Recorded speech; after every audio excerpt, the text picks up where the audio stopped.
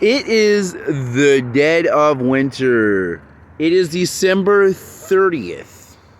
I'm at a park, which is partially frozen. There's the ice.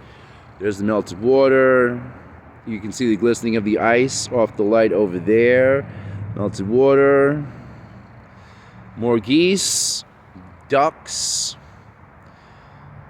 And it's winter, and this is New York. I'm at a playground. But explain to me, why is there a pond full of ducks of a frozen lake? They're geese, Daddy. And geese, like my son mentioned. They're all geese. I don't get it, though. It's literally frozen. Frozen. During the winter, geese fly south.